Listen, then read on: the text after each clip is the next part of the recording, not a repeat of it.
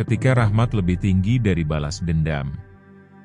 Bisa kita bayangkan, setelah bertahun-tahun diusir dari kampung halaman, setelah dihina, disiksa, dan diperangi oleh kaumnya sendiri, dan setelah sahabat-sahabatnya dibunuh, dipotong tubuhnya, dan ditertawakan oleh musuh-musuh yang bengis.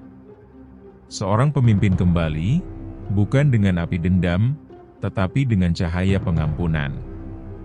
Beliau bisa saja memerintahkan balas dendam, beliau punya kekuatan lalu punya alasan dan tentu memiliki luka yang sangat dalam.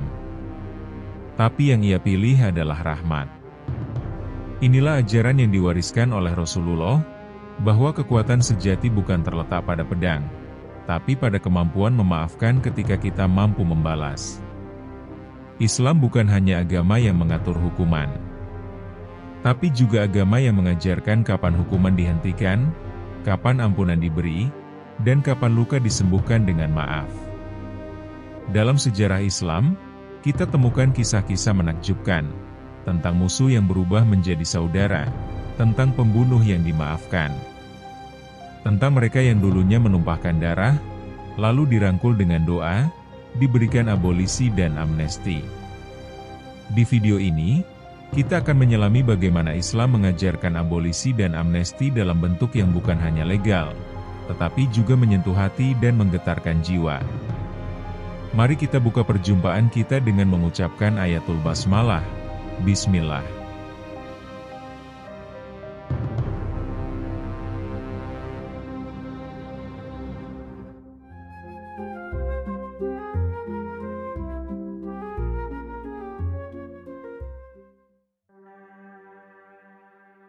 Satu, amnesti umum saat Fatu Makkah atau pembebasan kota Mekah. Pada tahun 630 Masehi, tepatnya pada tanggal 20 Ramadan 8 Hijriah, di mana Nabi Muhammad beserta 10.000 pasukan bergerak dari Madinah menuju Mekah, kemudian menguasai Mekah secara utuh, lalu menghancurkan berhala yang ditempatkan di dalam dan sekitar Ka'bah. Pada tahun 628 Masehi atau 2 tahun sebelum penaklukan Mekah, Quraisy dan Muslim dari Madinah menandatangani perjanjian Hudaybiyah. Meskipun hubungan yang lebih baik terjadi antara Mekah dan Madinah setelah penandatanganan perjanjian Hudaybiyah, gencatan senjata yang dijaga pun akhirnya rusak oleh Quraisy dengan sekutunya Bani Bakar, yang menyerang Bani Huza'ah yang merupakan sekutu Muslim.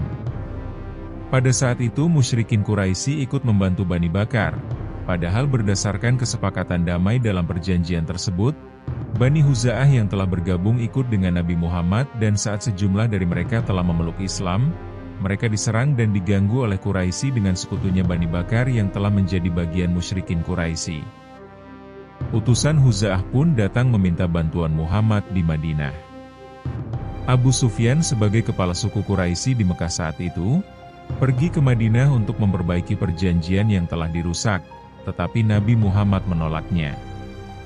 Lalu Abu Sufyan datang dan melobi Abu Bakar, Umar dan Ali, namun semua menolak membantu.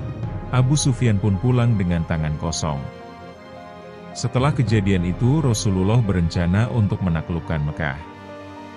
Namun, hal itu dirahasiakannya. Bahkan tidak semua sahabat dan keluarganya mengetahui rencananya itu.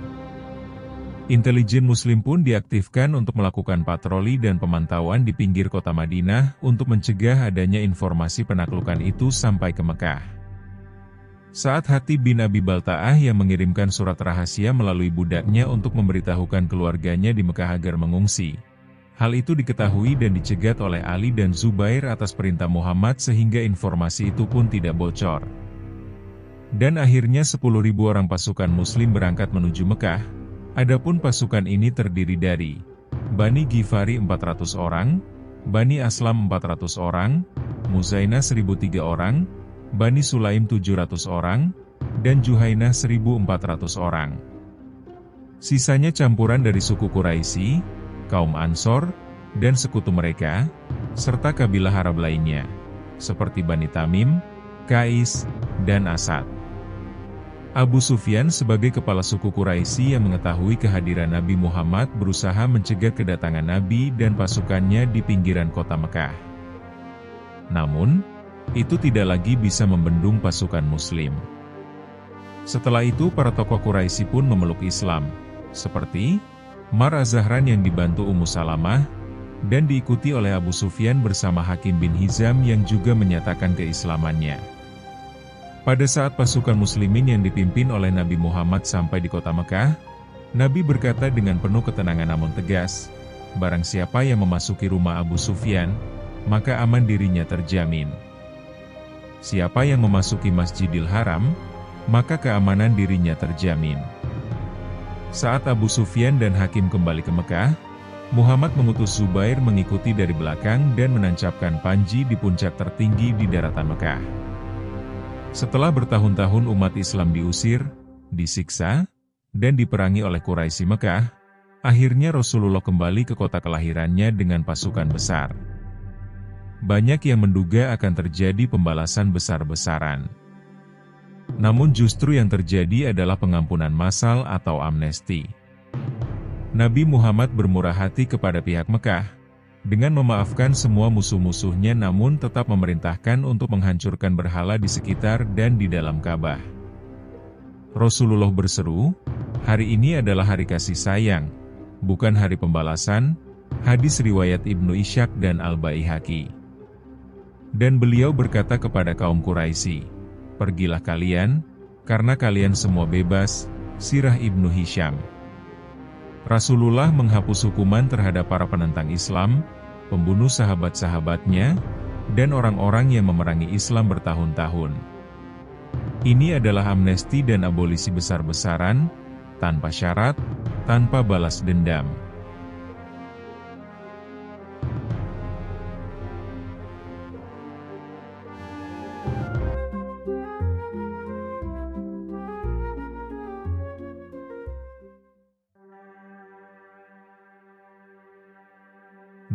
Kasus pembunuh Hamzah bin Abdul Muthalib oleh Wahsy bin Harb.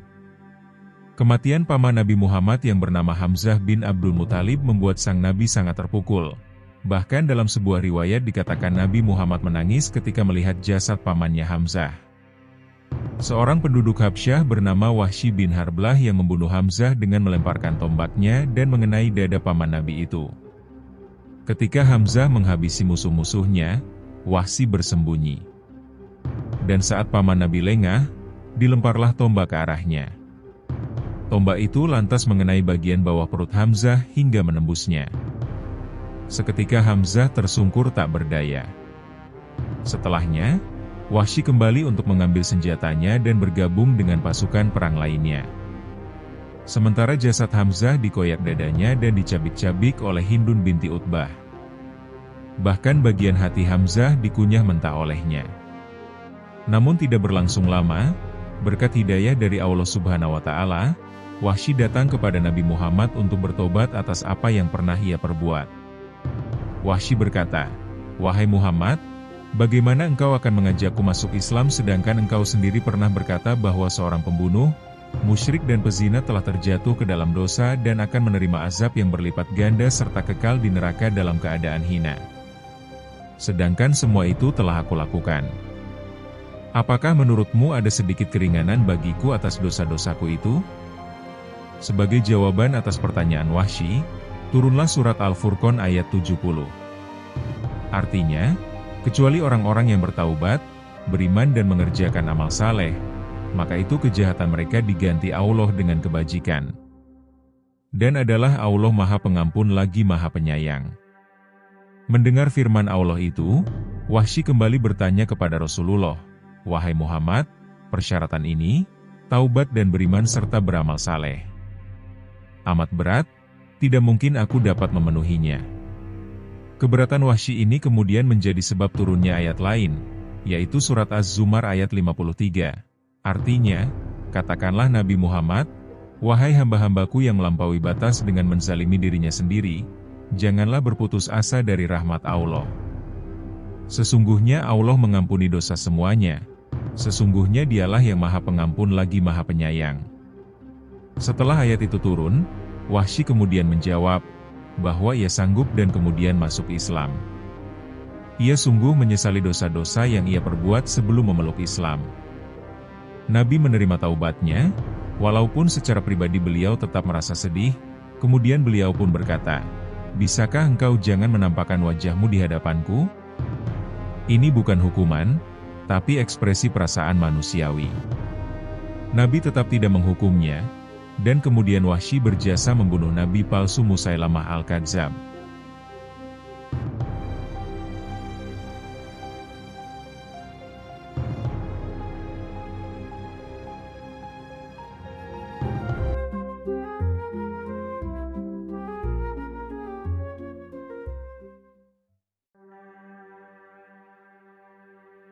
Tiga, abolisi terhadap orang-orang murtad yang kembali bertaubat. Setelah wafatnya Rasulullah, terjadilah gelombang riddah, kemurtadan. Dan kemurtadan ini meluap akibat orang Arab melepas kesetiaannya dan menolak memberikan dukungan terhadap khalifah yang baru, hingga menentang agama Islam dan tidak mau membayar zakat. Hal ini dikarenakan mereka menganggap bahwa perjanjian yang dibuatnya hanya bersama Rasulullah bukan dengan Allah Sang Maha Pemilik keabadian, sehingga ikatan mereka lepas saat wafatnya Rasul dan mereka pun berpaling dari ajarannya. Selain dari pengingkaran komitmen tersebut, faktor lainnya yang menyebabkan kemurtadan yakni belum mendalamnya ajaran Islam ke dalam sanubari penduduk Jazirah Arab. Banyak di antara penduduk Arab yang masuk Islam, namun belum mempelajari Islam secara mendalam. Sehingga mereka menerima Islam tanpa adanya harmonisasi keimanan. Banyak yang mengaku Islam hanya untuk tameng dari peperangan melawan kaum muslim. Bahkan masuk Islam hanya menginginkan harta rampasan perang, nama besar serta kedudukan. Fenomena ini tentu menjadi bumerang terhadap kekhalifahan Abu Bakar saat itu, di mana sebagian orang-orang yang murtad itu berkiblat dan berkoalisi dengan para nabi palsu untuk memerangi serta menjatuhkan kekhalifahan Abu Bakar. Sebagai seorang pemimpin, tentu hal ini yang menjadi tanggung jawab Khalifah Abu Bakar. Dan Abu Bakar pun dengan cepat mengambil langkah-langkah yang sesuai dengan syariat Islam dalam menghadapi kemurtadan. Adapun langkah yang ditempuh oleh Abu Bakar untuk memerangi kaum murtad ini, yakni dengan membentuk 11 pasukan yang akan dikirim untuk mengajak kembali para murtadin untuk kembali pada jalan yang benar. Selain itu, beliau juga melayangkan surat untuk mengajak kembali ke ajaran Islam. Setelah jalan tersebut ditempuh, namun masih terjadi penolakan, maka pasukan yang telah disiapkan berhak untuk memerangi dan memberantasnya. Secara politis, gerakan mangkir dari agama Islam merupakan manifestasi pemberontakan yang sangat tendensius terhadap kelembagaan pemerintahan sekaligus perlawanan terhadap kaum muslim. Peperangan melawan kemurtadan ini disebut dengan Perang Riddah. Dari keberhasilan yang dicapai menunjukkan kepada dunia bahwa kebenaran pasti akan menang baik secara moral maupun material. Serta menunjukkan bahwa agama Islam memiliki kekuatan untuk menahan dari kekuatan jahat, bertahan menegakkan agama bahkan dapat menggetarkan hati musuh Islam dan melawannya. Adapun terhadap mereka yang kembali bertaubat dan menunjukkan kejujuran, hukuman murtad tidak diteruskan.